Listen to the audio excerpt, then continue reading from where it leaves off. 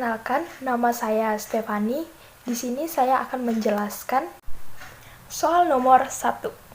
Bagaimana pengukuran awal atas investasi? Pada saat pengukuran awal investasi, entitas pengukuran investasi pada nilai wajarnya.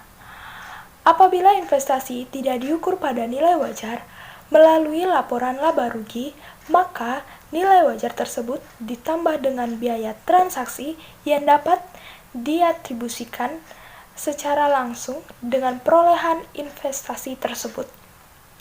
Nah, untuk aset yang diukur pada nilai wajar melalui laporan laba rugi, biaya transaksinya dibebankan pada saat terjadinya. Soal nomor 2. Jelaskan bagaimana perlakuan akuntansi untuk investasi di instrumen ekuitas berdasarkan persentase kepemilikan. Untuk investasi dalam instrumen ekuitas yang tidak termasuk dalam PSAK 50 dan PSAK 55. Perlakuan akuntansinya diatur dalam PSAK 15 apabila memiliki pengaruh signifikan dan PSAK 65 apabila memperoleh pengendalian. Apabila perusahaan mempunyai pengaruh signifikan, maka perusahaan menetapkan metode ekuitas. Soal nomor 3. Apa saja indikasi terdapat pengaruh signifikan dari investasi di instrumen ekuitas? Pengaruh signifikan tidak serta-merta diperoleh sebuah entitas meskipun memiliki saham sebanyak 30%. Misalnya, sebab kepemilikan sejumlah 30% tersebut hanyalah merupakan salah satu indikasi kuantitatif. Selain indikasi kuantitatif, harus juga diperhatikan indikasi kualitatif, misalnya seperti keterwakilan dalam dewan direksi dan komisaris, partisipasi proses pembuatan kebijakan, termasuk dividen, kekuasaan dalam mengganti personel, manajerial, transaksi material investor, dan penyediaan informasi teknis pokok.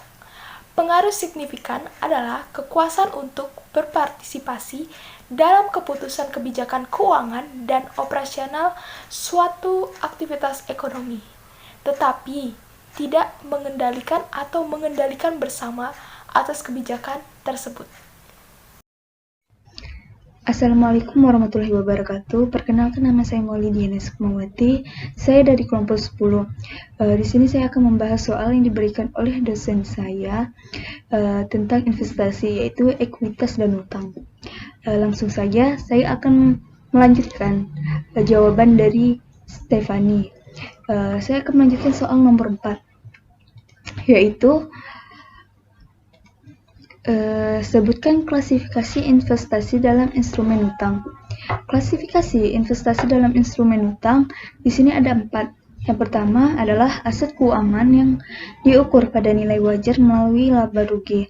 Yang kedua, investasi dalam kelompok dimiliki hingga jatuh tempo. Nah, yang ketiga adalah pinjaman yang diberikan dan piutang. Yang terakhir ada aset keuangan yang diklasifikasikan dalam kelompok tersedia untuk dijual. Nah, berikutnya adalah soal nomor 5. Jelaskan pelakuan akuntansi untuk investasi dalam instrumen utang. Pelakuan akuntansi untuk investasi dalam instrumen utang yaitu sekuritas utang atau debt securities, merupakan instrumen yang menunjukkan hubungan kreditor dengan suatu perusahaan. Sekuritas utang meliputi sekuritas pemerintah, obligasi, utang yang dapat dikonversikan atau convertible debt. Nah, berikutnya ada commercial paper dan lain-lain. Piutang dagang dan piutang pinjaman bukan merupakan sekuritas utang karena tidak memenuhi definisi sekuritas. Investasi dalam sekuritas utang dikelompokkan menjadi 3 kategori untuk tujuan akuntansi dan pelaporan. Ketiga kategori tersebut adalah sebagai berikut. Yang pertama, dimiliki sampai jatuh tempo atau hold to maturity. Sekuritas utang yang menurut maksud dan kemampuan perusahaan akan dimiliki sampai jatuh tempo. Nah, yang kedua adalah perdagangan atau trading. Sekuritas utang yang dibeli dan dimiliki terutama untuk dijual dalam waktu dekat untuk menghasilkan keuntungan atas selisih harga jangka pendek. Yang terakhir ada tersedia untuk dijual atau available for sale. Sekuritas utang yang tidak diklasifikasikan sebagai sekuritas yang dimiliki sampai jatuh tempo atau perdagangan. Nah, itulah kelima soal yang sudah dijawab. Nah, berikutnya ada soal pilihan ganda.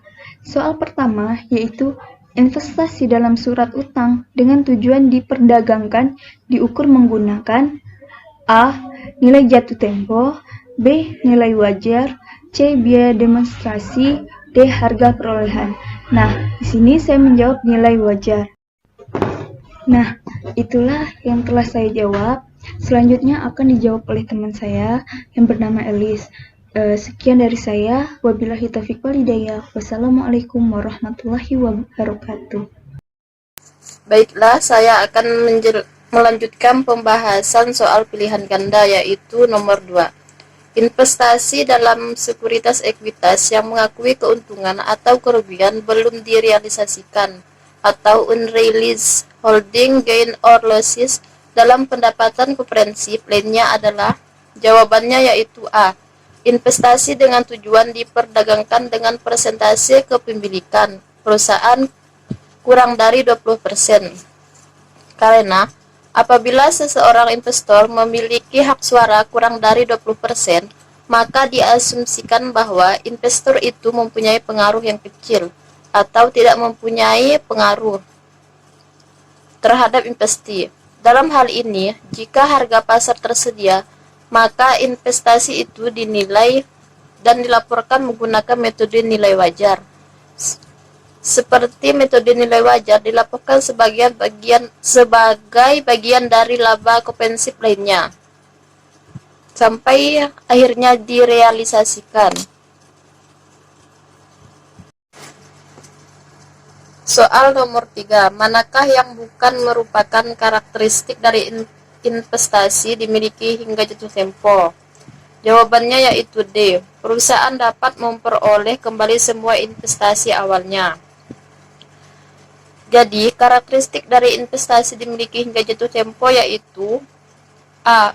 Mempunyai kotasi di pasar aktif, B. Mempunyai tanggal jatuh tempo, C. Perusahaan memiliki niat dan kemampuan untuk memegang investasi tersebut hingga jatuh tempo.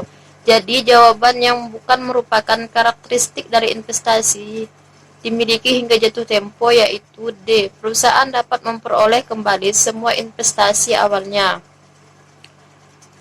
Soal nomor 4. PT Meranti membeli 30.000 lembar saham yang mencerminkan 10% kepemilikan saham. Biasa di PT Tamani.